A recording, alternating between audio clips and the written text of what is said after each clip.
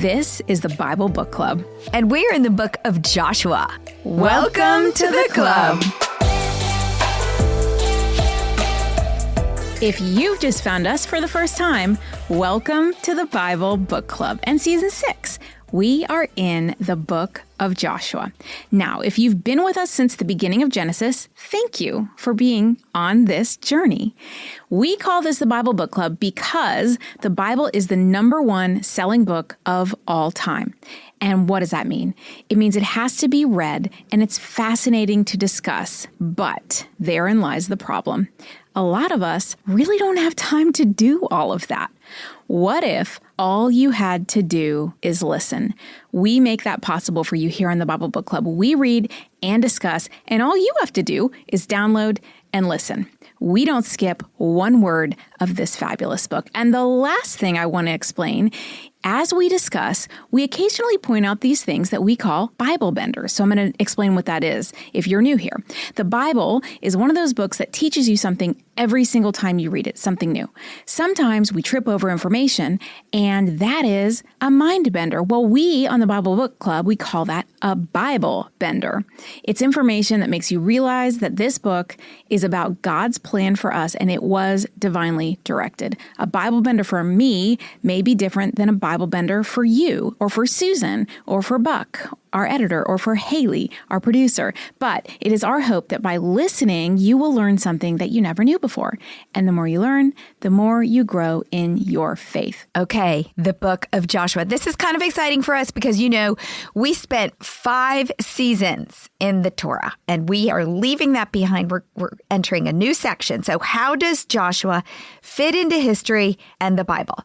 Joshua is the 6th book in the Old Testament. Now, the Old Testament is based on the books of the Hebrew Bible, which is called the Tanakh. The Tanakh has the same books as our Old Testament. However, the books are organized in 3 separate scrolls rather than the 39 books we know in the Bible. The first scroll is the Torah, which means teaching or law, and it includes Genesis through Deuteronomy. We just covered this in seasons 1 through 5 of the podcast. The second scroll is the Nevi'im, which means prophets, and it combines some of the historical books plus the major and minor prophets. Joshua will be our first book from the Nevi'im. The third scroll in the Tanakh is the Ketuvim, which means writings, and that includes the rest of the Old Testament stories like Esther and poetry like Psalms. Now, if you're curious about the breakdown of the books in each scroll, we will put a Tanakh books graphic in the show notes, or you can find it at susanme.com/podcast. Now, the Old Testament, as we know it in the Christian Bible, was compiled after Jesus and was a reorg of the Tanakh with 5 divisions rather than the 3 scrolls in the Tanakh. Now, the Pentateuch is the first 5 books. And again, we covered that. It's the same thing as the Torah in seasons 1 through 5 of the podcast. The history books are the next 12 books. The book of Joshua will be the first of the 12. These 12 books in the history section, beginning with Joshua and ending with Esther, are aptly named because they describe Israel's history in Canaan. Remember, we're poised on the banks of the Jordan River, ready to enter Canaan. So now we're going to have their history.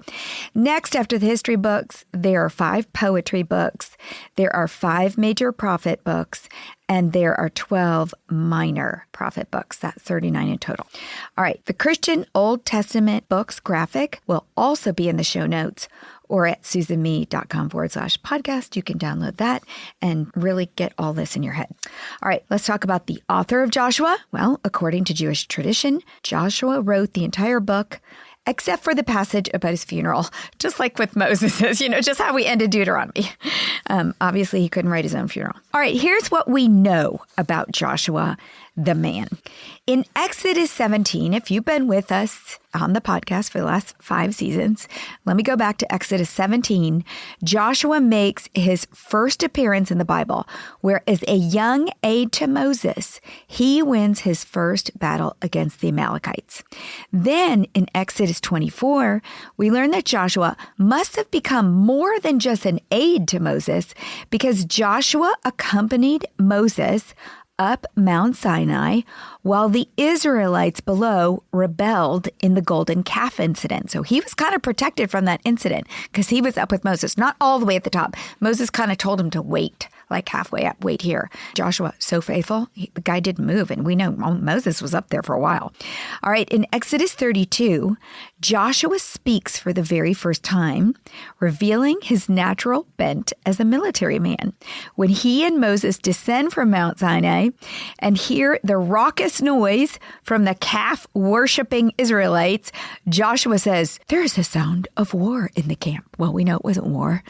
They were just hooping it up about the golden calf. But he thought it was war because he is a military man.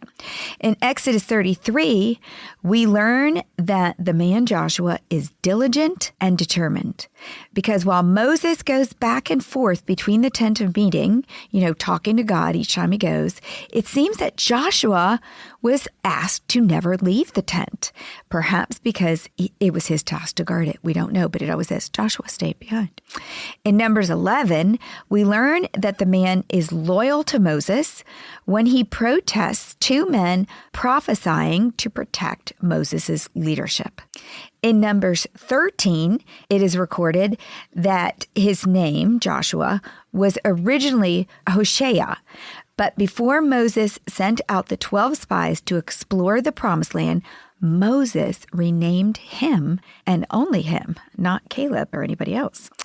Hoshea, son of Nun, was renamed Joshua, which means the Lord is salvation. Joshua's name is strikingly close to the name Jesus, which means Savior, and a lot of commentaries compare Joshua and Jesus for many reasons. And Joshua's story of victory foreshadows the story of Jesus' victory over sin and the promise of eternal life, rather than Joshua gets the promise of land. We also know from this chapter that Joshua is from the tribe of Ephraim, and therefore a descendant of Joseph, my other crush. I'll get to my Joshua crush, just you wait.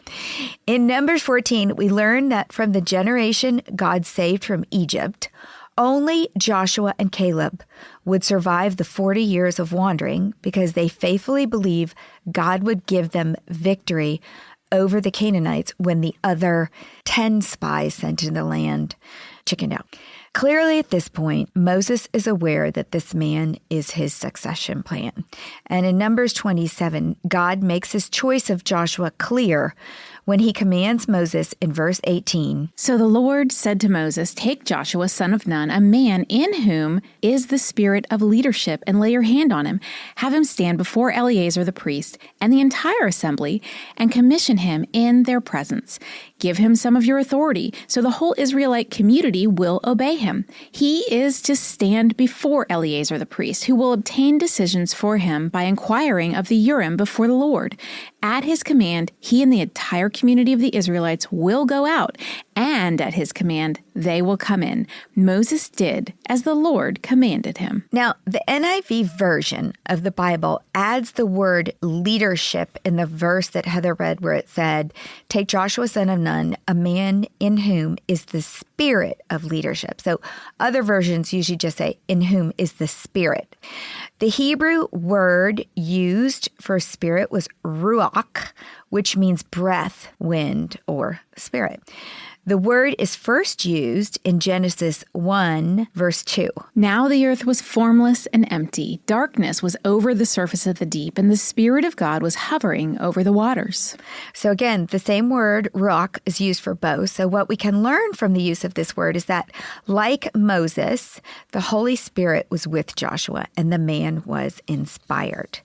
In Exodus 28, we read the first mention of the Urim and the Thummim, which represent light and integrity. So that was also mentioned in the verse above that Heather read, because it said, Joshua is to stand before Eleazar the priest, who will obtain decisions for him by inquiring the Urim before the Lord. So they thought that the Urim and the Thummim are thought to be a tool used by the priest to determine God's will, like casting lots. But what they look like and how they functioned, we do not know. But God is outlining how he will use Joshua, filled with the Spirit, in partnership with the priests who will use the Urim and the Thummim to reveal his will for Israel. All right, lastly, what we know about him is from Deuteronomy 31. Before his death, Moses commissions Joshua, and for the first time, we hear the theme phrase of Joshua as Moses tells first Israel and then Joshua to be strong and courageous. Do not be afraid or terrified because of them, for the Lord your God goes with you. He will never leave you nor forsake you. Then Moses summoned Joshua and said to him in the presence of all Israel, be strong and courageous, for you must go with this people into the land that the Lord swore to their ancestors to give them, and you must divide it among them as their inheritance. The Lord himself goes before you and will be with you. He will never leave you nor forsake you. Do not be afraid. Do not be discouraged. This phrase is going to be repeated 5 times in Joshua after it was said twice here in Deuteronomy. So what do we know about Joshua from what has already been written about him before we even get to his book? We know that from a young age, Joshua was a gifted military leader.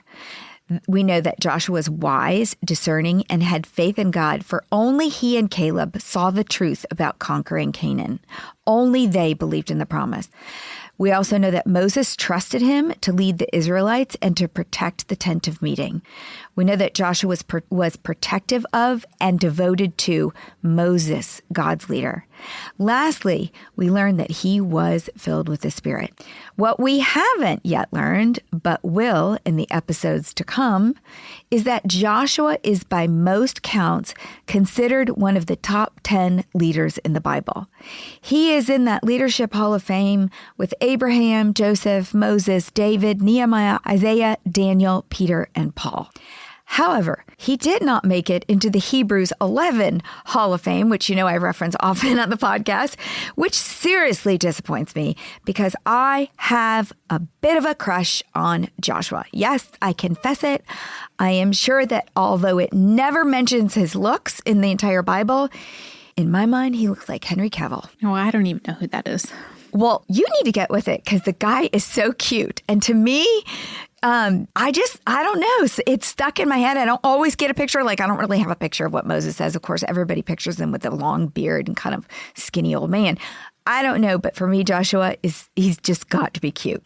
Now, while it doesn't mention his name directly in Hebrews 11, so he's not in that list, he surely has to get credit for 2 lines, these 2 lines. By faith, the walls of Jericho fell after the army had marched around them for 7 days. By faith, the prostitute Rahab, because she welcomed the spies, was not killed with those who were disobedient. So spoiler alert, coming in 2 episodes, I believe. Not even. Might be next episode. We're going to talk about what happened when Jericho fell, and the leader of that was Joshua. All right. What we don't know about him is lots of stuff. Did he ever marry? They never talk about his wife. Did he have children? How tall and dark and handsome was he? This is important stuff when you have a crush, and I could find nothing on it. I looked. Okay. Moving on to the book of Joshua, theme verse. Well, let's talk about this. There are so many great verses in this book, and we will feature one of them every week on Bible Book Club Instagram. You can find us there. We have a great graphic designer who will put it in a cool tile. But if I had to pick one verse for the whole book, it would have to include that phrase, be strong and courageous, because it's going to be repeated 5 more times in Joshua.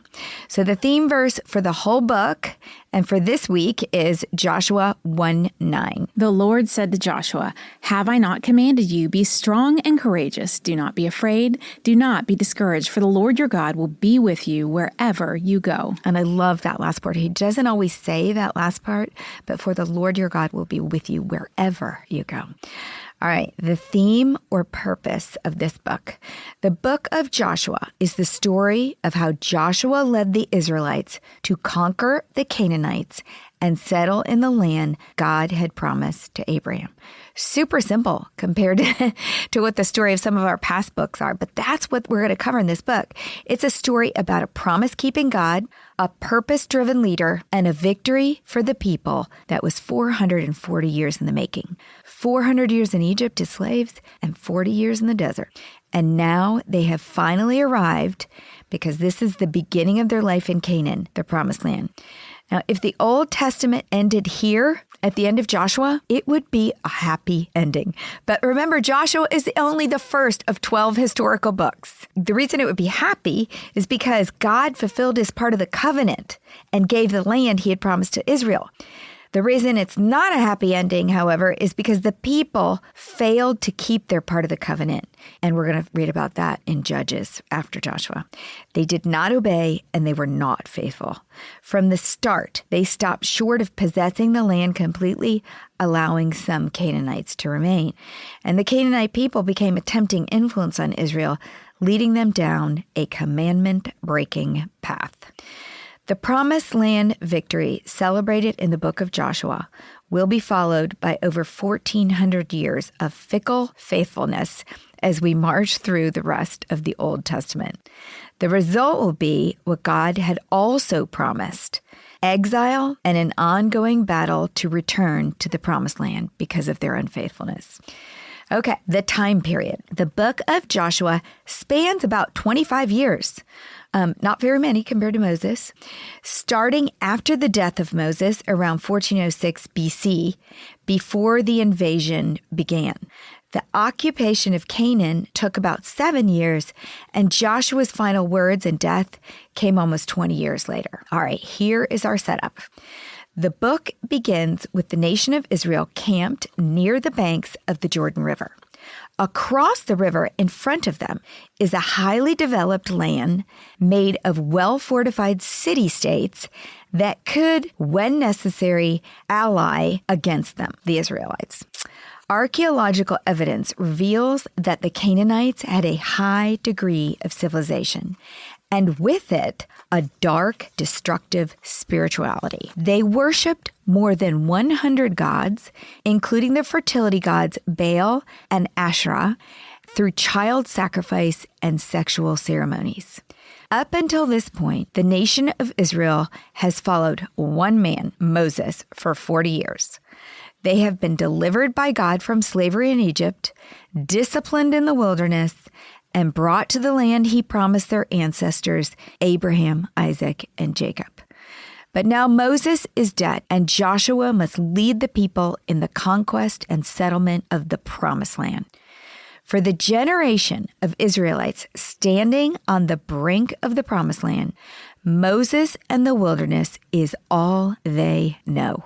Most of them were either born after Egypt or were very small children when they left. Except for Caleb and Joshua, not one adult male who lived in Egypt is still alive. They had little military experience, limited resources, and I imagine presented a rather unintimidating, ragtag-looking mass.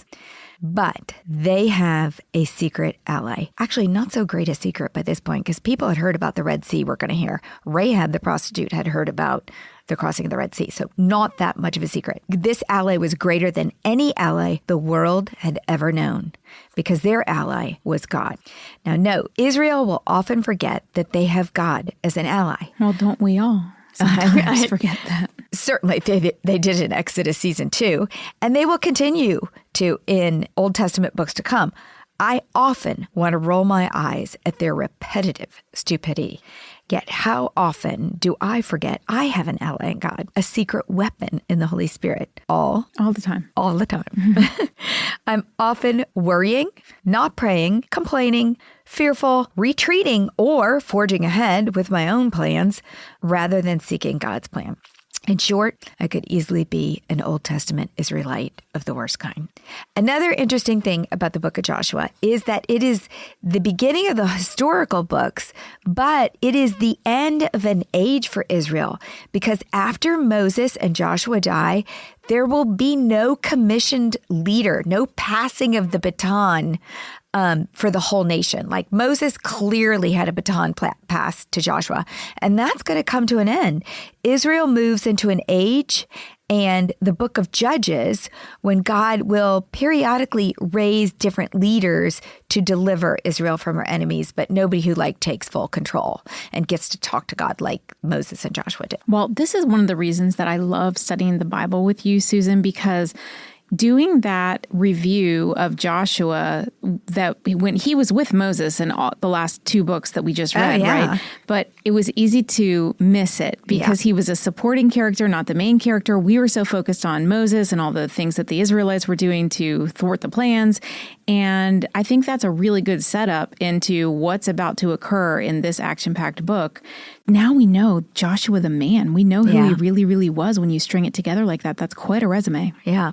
And really, you can see how God so faithfully provided these two leaders to get them into the land. And then it's kind of like the baton passes to them to keep the land. Yeah, and how God prepared him for this moment. Yes. All the things that he came through prepared him for this day so that then all these promises could be fulfilled.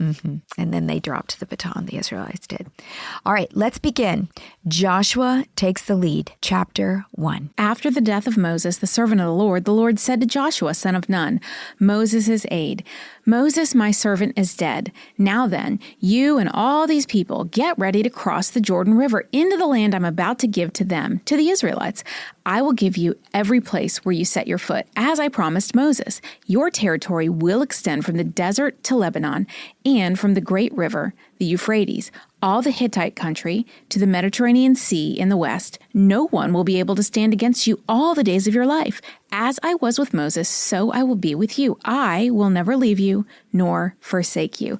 Be strong and courageous, because you will lead these people to inherit the land I swore to their ancestors to give them. Be strong and very courageous. Be careful to obey all the law my servant Moses gave you. Do not turn from it to the right or to the left, that you may be successful wherever you go. Keep this book of the law always on your lips.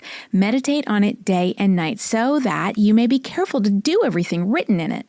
Then you will be prosperous and successful.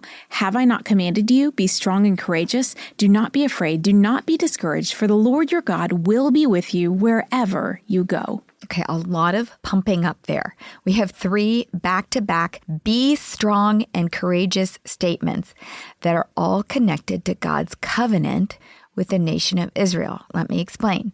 The first reason God gives to be strong and courageous is a reminder that God promised. He swore that he would give the land to Abraham. Just as God brought them out of Egypt and brought them through the Red Sea, God would bring them to conquer the land. God promised the land to Abraham in his covenant with them. So it is going to happen for sure, and God will do the work to make it happen. They should be strong and courageous about that. It's part of the covenant. They know God's going to do it. He did everything else he said he was going to do. The second reason to be strong and courageous is that God had provided the way to success for them by giving him the commands that they are to obey. Okay, so he's saying, I'm going to do this. I'm going to give you the land. All you have to do is obey. They can have confidence that if they keep their part of the covenant by obeying, God will keep his part, the promised land. To do that, Joshua must know the law. Meditate on it day and night, and be careful to do everything that is written. And he must lead the people in keeping the law. Now, we know from studying Leviticus and Deuteronomy that this was no small task. In fact, if you've been with us through Exodus, Leviticus, Numbers, and Deuteronomy, you will know that what Joshua must adhere to requires a lot of discipline and attention to detail. And Joshua's the man, he's going to do it. So the third strong and courageous seems to be a reminder that this is a commandment from God, and therefore God will be with them and make it possible. So not only is God going to keep his promise, not only did God give them the way to success through his commands, but God is going to make it possible for them if they would just trust him. Nothing is impossible for God. Joshua must not become discouraged. Oh, he can get frustrated, which he really doesn't like Moses. Moses got frustrated.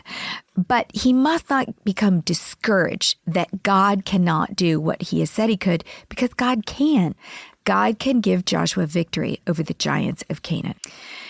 What we will see as we discuss the life of this man, Joshua, is that he has a heart and devotion like Jesus. Joshua will spend the rest of his life with a desire to do God's will and complete the task for which he had been groomed by Moses. And I want everybody to think about this. When you think about men like Joshua, Moses, Paul, people that kind of, you don't really ever get their full family life. We got more of Moses's probably than anybody. You don't get any of Paul's or Joshua's, but you do get what lives on in eternity. You know, what they did for the Lord, how God purposed them to do something. And so often we think of our life in terms of just what's around us instead of what is God, you know, at the end of the day, what's really going to be written in God's book. And that's what he gave us to do. And I don't focus on it as much, I think, is what I was convicted of. All right, Joshua will spend the rest of his life with the desire to do God's will and complete the task for which he had been groomed by Moses, which is to pick up where Moses left off and get those people settled in the land. So how did he do it? How did he succeed where so many in the Old Testament ahead of us are going to fail? Well, he listened when God said, "Be strong and very courageous.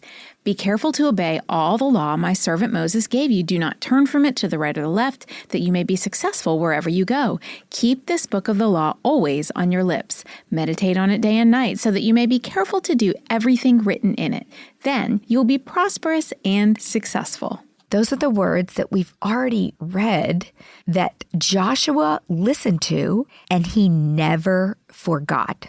For at the end of this book, at the end of Joshua, at the end of his life, he will address the nation of Israel and say to them, "Be very strong. Be careful to obey all that is written in the book of the law of Moses without turning aside to the right or to the left. Do not associate with these nations that remain among you.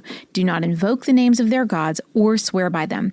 You must not serve them or bow down to them, but you are to hold fast to the Lord your God as you have until now." So at the beginning of Joshua's charge, his commission, he is told to be strong and courageous, to remember everything that's written in the book of the law, blah, blah, blah, blah, blah. 25 years later, he repeats God's instructions to him almost verbatim to the people. So here we have the passing of the baton. He's telling them, Moses and God said it to him, and he's saying it to them. Joshua was a man on a mission who stayed on mission for his entire life. From the time he was old enough to be an aide for Moses until the time he died, he loved God, he meditated on God's laws, he obeyed God's commands, he executed God's plan, and he served God with his life. Wouldn't it be great if God said that about each one of us? I know, that's what I'm saying. I think about these men who were so devoted, and I think, gosh, am I just too distracted? Can we not do the same? But isn't that the reason we're reading this book? And we're so thankful you're with us on this journey to read and discuss God's Word. Welcome to Season 6 of the Bible Book Club. Let's go.